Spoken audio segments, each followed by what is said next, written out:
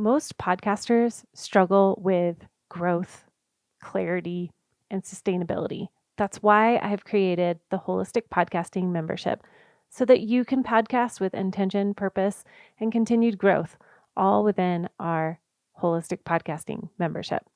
We're going to journey through the top questions that most podcasters have, which is monetization, podcast growth, social media strategies, podcast branding, audience engagement, the latest podcasting tech. This membership is for you if you are feeling stuck and you don't know how to align your podcast with your coaching business.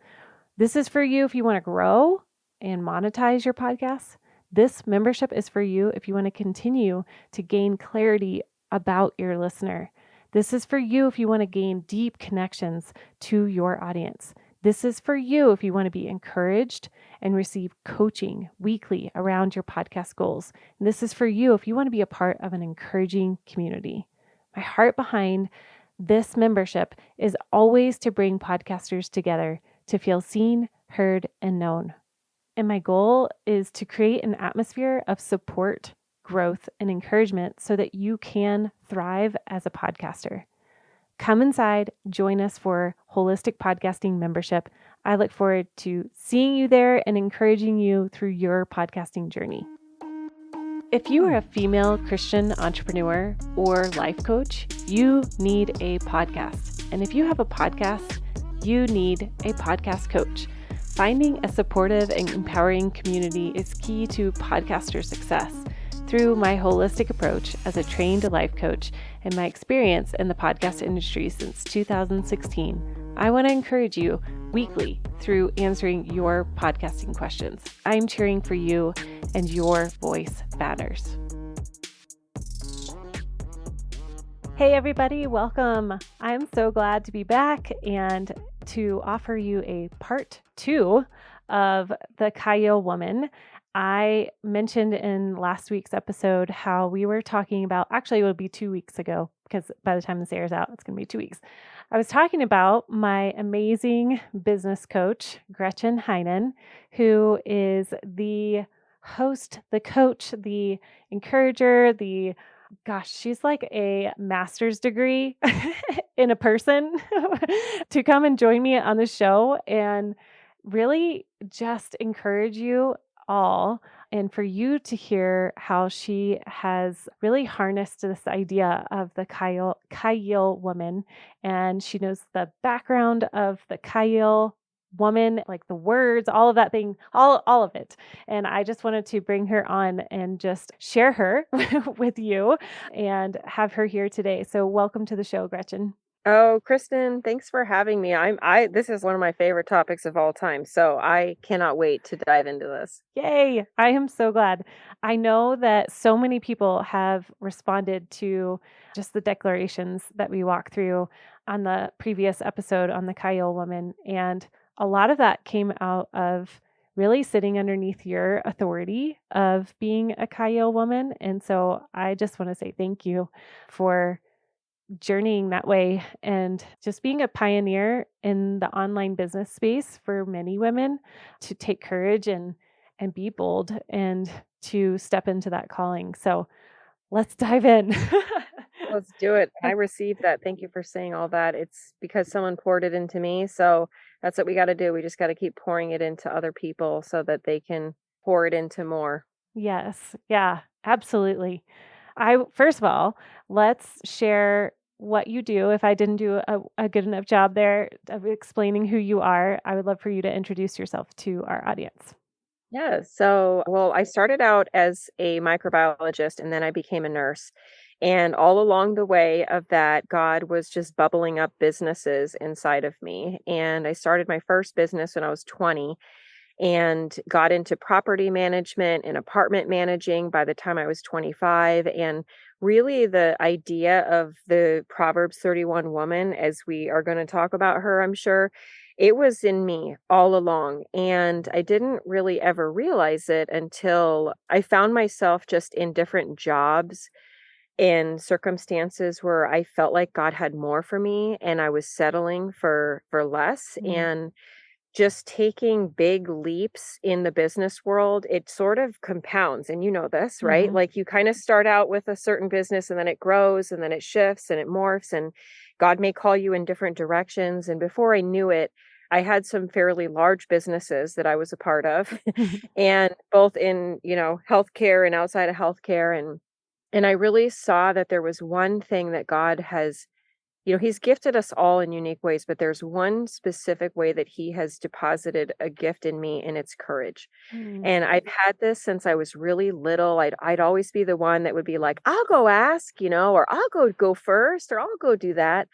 And I just prayed like, "God, how can I encourage other women to be courageous? You've clearly given me this gift." And it morphed into the Daring Daughters, which is the podcast and the mastermind and coaching programs. And I really do feel like courage is something that is a gift I can offer women that God has given me. So that's kind of a short synopsis of it all. Yes, I see that 100% in all of your story and just personally knowing you as a business coach. And I'll share some of my story of when I first signed up for your program. I was like, oh my gosh, what am I doing?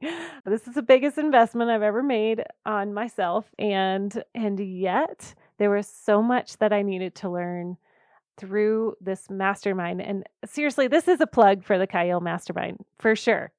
There is no qualms about it. I will refer every woman who wants to grow their business, who is a believer and wants spiritual coaching, business coaching paired side by side, and you want to have a master's degree, quote unquote, of business by the end. Yes, this is for you. This is a shameless plug for sure. So, one of the things that I will confer with and confirm is your ability to help women break through fear. And mine at the very beginning was fear of capacity. And we had many talks of like, but I don't know if I have the energy to do that. And man, to look back even just today as we had a call and look at how much we have done in this year is mind blowing. So I think if you're listening to this, you are a podcaster, you're growing a business, and you're like, man, I don't know how I'm going to do it all. It's too much. There's like a fear. Oh, how do I handle all of this? How do I balance motherhood and work and not get burned out? And ooh, I would love for you to speak to that person today. Mm. Well, I think, you know, that feeling is very paralyzing Hmm. for many reasons, but a big reason is because it feels like you may never arrive at the space you know you're capable of, Hmm. when capacity is the problem. And it also can feel in certain seasons, especially if you have little kids, it can feel like it's never going to happen. Like this is always going to feel this way. And it is so not true. Hmm. That is so not true. There is so many different seasons that God brings us into in our walk as women from our 20s, 30s, 40s, 50s, 60s. It all changes. It's always changing. And there's always a way to use the gift, even if it feels like the capacity is too much. And I would just say for that woman who's feeling that way, to rest, right? That's like Yeah. one of the first things that we do with the ladies in the mastermind is we have you rest. Hmm. And it sounds so counterproductive. Like, "What? It's January, you want us to rest?" And we're like, "No, we have to teach you how to rest because everything that is ever going to come out of your mind creatively is going to come from a place of wholeness. It Hmm. can't come from anxiety and strife because when that happens, actually the part of your brain that takes over is the fight or flight, and that Yeah. that part of your brain can't even really do critical thinking. So, just structurally God created our brains to be coming from a place of rest. And then once you're rested, have you ever taken a really good nap and the problem before the nap does not even feel like the same problem after the nap? Yes, totally. That's just proof right there. Yes. Yeah, and I know that that's one of the main things of this mastermind has been recognizing when it's time to rest and how in all capacities, whether that's emotionally, physically, mentally, social media, illy, any of those rest. And I absolutely feel that as this summer, I hit a big place of, oh, I am now in fight or flight mode, and I cannot think straight. I didn't know what I was doing, and it was just a big opportunity for me to press pause, and I did, which is, you know, here on holistic podcasting, we I'm always talking about consistency, and all of a sudden it was like, oh no, I need to pause. Oh gosh, I need to pause. But it was so good, and the fruit afterwards, the moment September hit, it was like my brain exploded with new creative ideas and alignment, and this is how I move forward, and this is a strategy. So yes, I totally agree with that. And coming back to the Chayil woman, the Proverbs 31 woman, she didn't have the spirit of capacity. This woman was like, did she sleep? I don't know. It sounds like she was up in the middle of the night.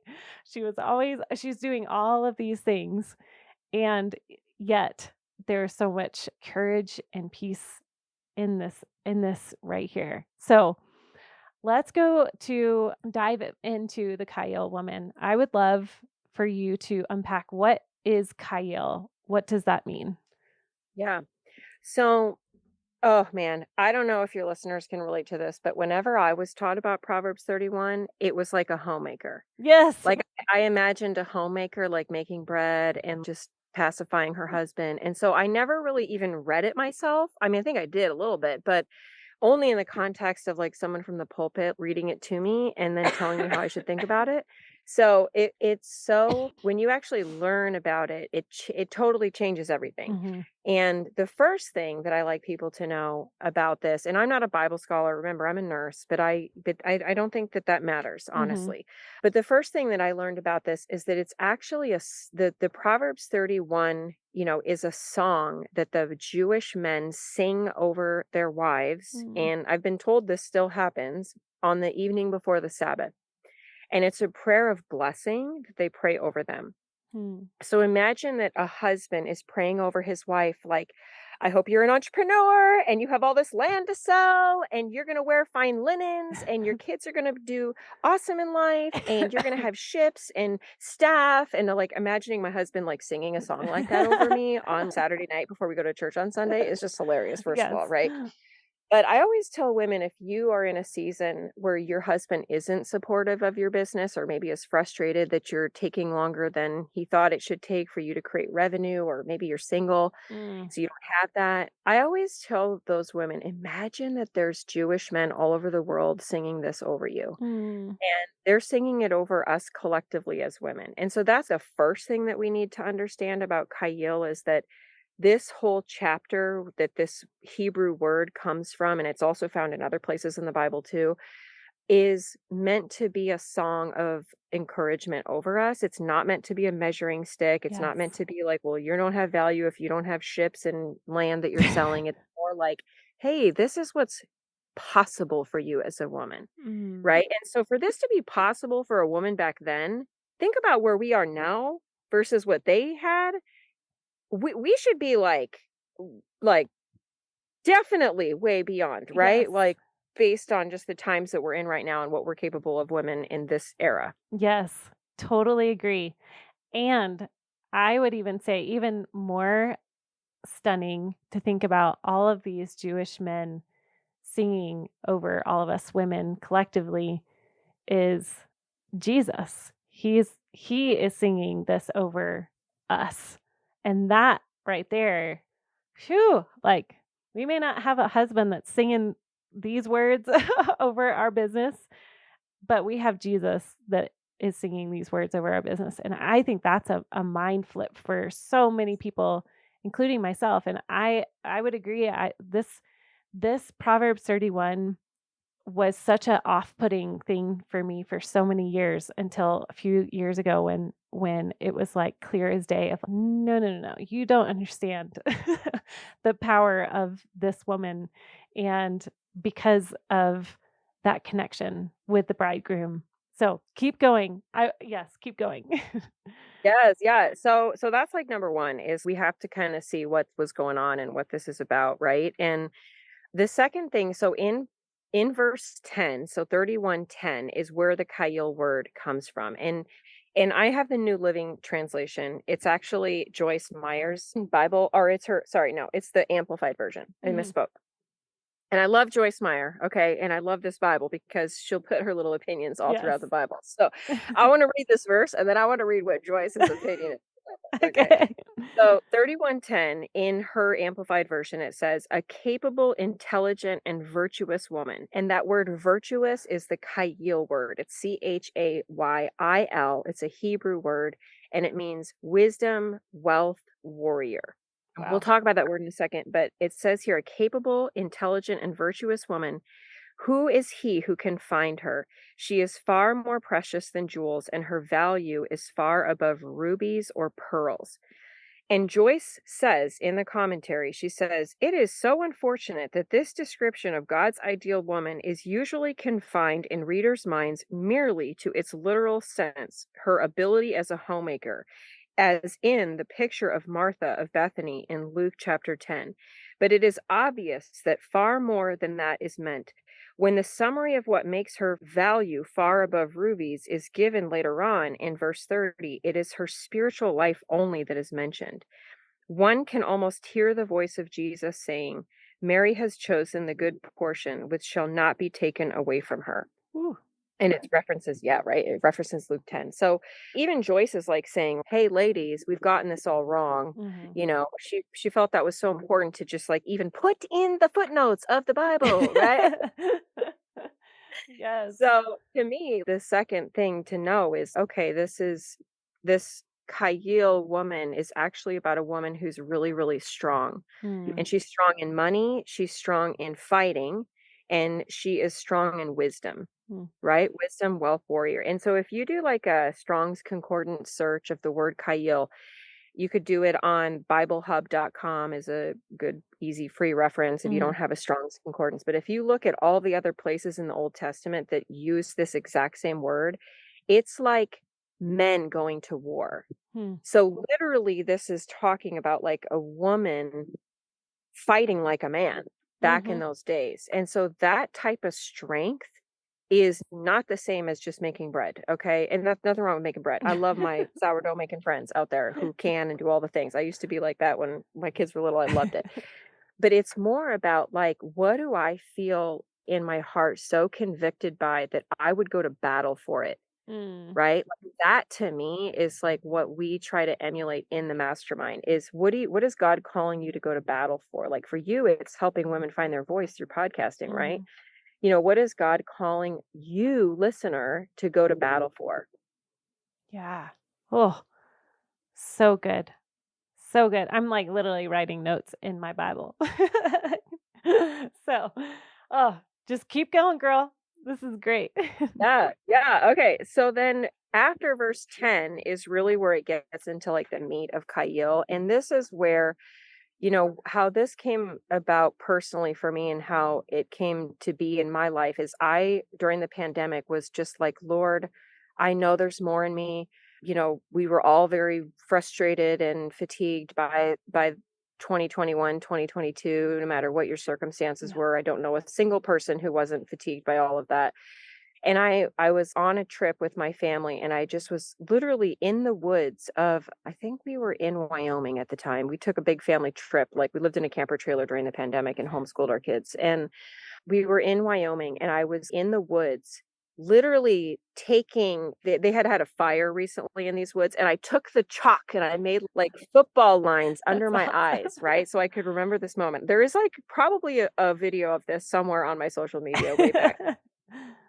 And I just was walking around in the woods crying out to God and just being like, I need a new vision. I know there's more. Like, bring it, just begging God for it. And I feel like that moment, He led me on this path to learn about this word and to really, the daring daughters really came out of all of that. And so Mm. to me, when you read this, I think it's so important to be on your knees and Mm. going, okay, God, you know, verse 11, what does verse 11 say? Like literally just take this chapter verse by verse and pray it out loud. Like that's literally what I did. It's like the next verse talks about the heart of her husband trusting her, right? Mhm. Like, Lord, bind my heart with my husband's so that he can see my passion. How many of you guys listening have ever had your husband say, I don't think you should invest in that program? Oh, yeah.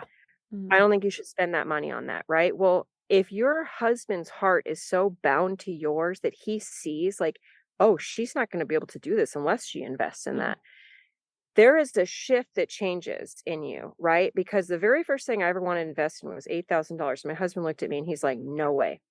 There is no way you're taking $8,000 of our money and spending it on this thing that we have no idea if it's going to work. Okay, Mhm. this was in 2017.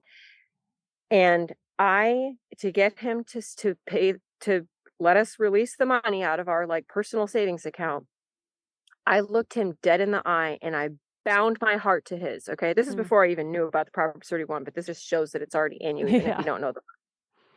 And I literally bound my heart to him and I said, if I had cancer and we had to spend $8,000 on a treatment, would you second guess it? And he's like, no. And I said, I want you to treat this like I have cancer because I do. And if I don't get this out of me, what God has inside of me, like I am going to die. Mm. Okay. Because God has called me to this. And I know if I don't fulfill this calling, there will be consequences of it. So I just need you to see this how I see it.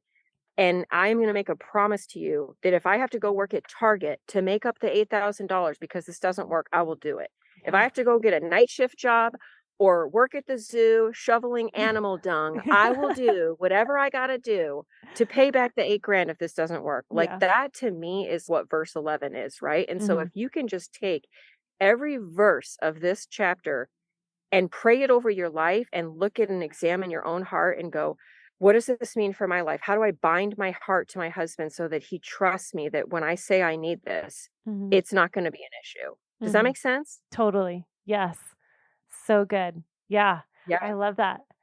And and I think that the invitation here too with each of these verses as we move through it is the like standing in that affirmation, that declaration like we did last episode where we talked about the Chayil woman. Like I my heart is entrusted in his and his and mine, and I get to bring him the rich spoils of victory. How cool is Mhm. that? So, yeah. All right. So, verse 11. All right, now to 12. Yeah. So 12, it talks about comforting and encouraging and doing only good to her husband, right? Mhm. And I know for me with business, I actually just got off a coaching call with a client an hour ago before you and I got on. And we were talking about her husband feeling frustrated that her business hasn't created income. And in my own life, my husband has come to me even in recent months and said, I feel like your business is more important to you than me. Mm. And I feel like you work all the time. And I feel like, and this is just a total transparent confession, he's like, you have such a heart for it, but I sometimes don't feel like you have that same heart for me. Like, what an Mm. first of all, I have such an awesome Yeah. husband that he can even say that to me and, bring me his concern and stuff. But this verse is such a reminder to us that our businesses cannot consume all our thoughts and Mm. that we do need to comfort and encourage those in our house too. And so it's a good reminder to like, here's when it's time to do business. And then when the Holy Spirit says, shut the laptop, you got to shut the laptop Yeah. and you got to shut it down. And even if it doesn't make sense because your podcast is due the next day and it's not done yet, it's like we have to, if we want to tune our heart Yeah. to God, we have to listen even when it doesn't make sense. Yeah. That's so good. And I appreciate you being vulnerable in that because I think that's really real, especially as women who are, like you said, like it feels like cancer on the inside of us. We don't get it out. It's going to overtake us. Just that passion for seeing impact in the world. And there is such a balance of like it's time to be done. And I know that speaks to me and I'm sure whoever is listening that that is speaking to them in some capacity in some season in their life they have felt that whether it was being all in on the kids versus your husband or your business versus your husband. Yeah, absolutely. I love that. Yeah, and then like the next couple of verses, if you're following along, like get your Bible out if you're listening right now, get your Bible out Yeah. and read it with us. But the next couple of verses, 13, 14, 15 and 16 is all about hard work. Yes. And I think there's something this is another conversation I've had recently with a client, is this idea that you just put a sales page out there and you make one post about it and then you have 25 signups for whatever you're selling, right? That is not realistic. And whoever started making it seem like that's what we all we need to do as far as work is like doing us all a disservice, because Yeah. most of the time, especially when your audience, I would say no matter what the size of your following or audience or community is, people nowadays, they want to feel seen. Mhm. And the only way to feel seen is to actually connect with them on a human level. Yeah. And and you can make people feel seen in your content. You can definitely do that in your content, but there is something to be said when someone gets a personal invitation from you. We were just talking about this earlier, right? With your podcast boot camp, about that feeling of like, "Hey, I see you and I have something for you and I think this could bless you." Not in a like salesy, slimy, you're a number way, but in a human way. Like this woman worked. She Mhm. had to work, and I wish it wasn't so much work, honestly. It'd be a lot easier if it was less work, but it does take work, and it don't have to you don't have to hustle, right? But Yep. you do have to bravely put yourself out there, and that can take a Mhm. ton of energy, even if it's not a lot of work. Just even sending a couple messages can sometimes put people into paralysis. Yes. That's so good, and I love that about you. I love that you have talked about that a lot on your social media of like, it does take hard work. You're not gonna just slap something up there and people just magically come to you. You have to go out. And that's one thing that I have learned from you is yes, there is time for it's gonna take a lot of work. You might work more than you normally do. And then there are times when you rest and there are times when you work hard. So yes, I Yeah, love it that. is certainly easier to get a job than to do a business or start a ministry. It's for sure not I think there's a leverage of time and choice. Mhm. That's like to me the real gift of this all is the choice. I have the choice to do what I want with my time, as far as like having flexibility for your kids and Mhm. school and taking time off when you're working for somebody. But even if God's calling you to work in someone else's business, that there is nothing wrong with that. And we have really done a disservice to women by making them feel like if you're working for somebody, it means less than, Mm. or it has a different meaning. Because if you think about it, as entrepreneurs, the only way for us to grow is for people to work as employees for us. Mm. So if we demonize that, what is that saying about our own staff, right? That like Ooh. they're less than because they work for us? No, it just means God calls us to different things. Yeah. And sometimes he may call us to work for other people, sometimes he may call us to work for ourselves or to steward something, but in all of it, we need to show up at 100%. And that means if you are working for somebody, really honoring the commitment and the covenant that you have with that person. And if you are working for yourself, you're an employee of God's business. Yeah. This is his business and you're an employee. So how would you show up for him at work, just like how would you show up for a boss at work?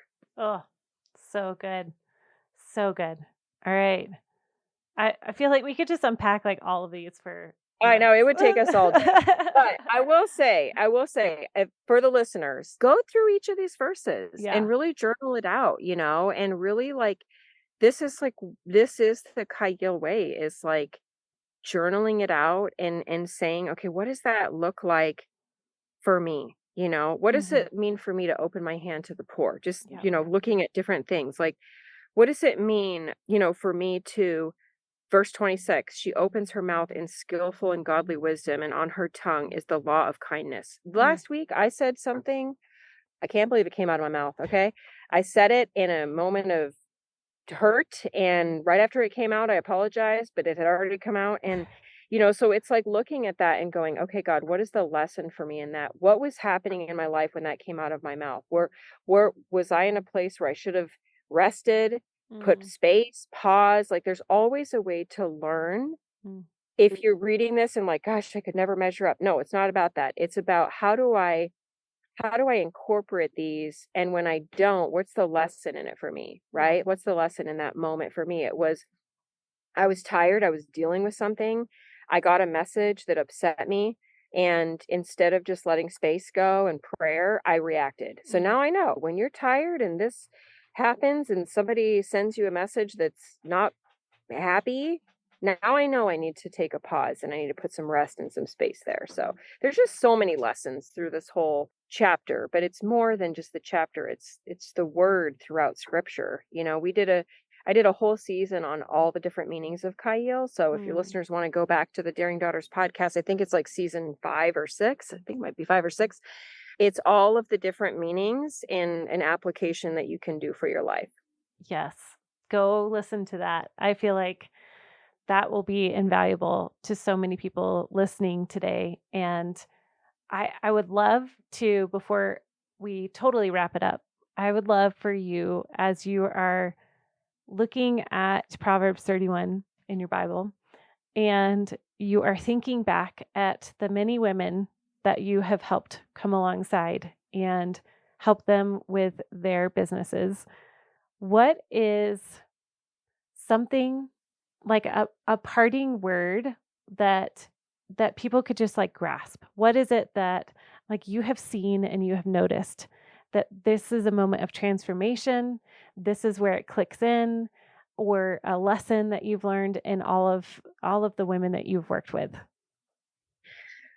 If there was like a common thread between all the women, there would be probably the common theme of strife in all Mhm. of these women.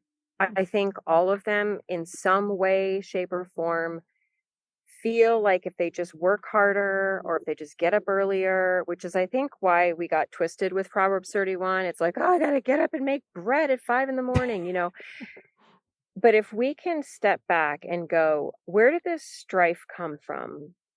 God, what spiritual attachment do I need to break up with? What generational Mm, thing do I need to break off of that has made me and led me to a point where I feel like my works are what are going to complete God's kingdom outcome, yeah. right? Like, yes, we have to work. We just talked about that, but he actually doesn't, like, he could do it without me, right? Mhm. He's powerful enough, he could do it without me. So it's this common theme that I see with women where I think strife is like something we need to address. And I would say that the anecdote to that is really, really being honest in your surrender. Mm, There is something about there's the Christianese version of surrender, and then there's the real surrender. yeah. Like, "Oh, I'm gonna surrender this," and then you go, "Actually, what's in the way is my ego. Mm, What's actually in the way is my pride. What's actually in the way is my fear of what people think of me." Right? Like, there's that real version of you that you gotta get to and you gotta get honest with, and until then, you'll just cover up the strife with yeah. fake, you know, church answers that are safe. And so I would just say, like, just get real with yourself, cry out to God, get real with yourself, and then get help. Yeah.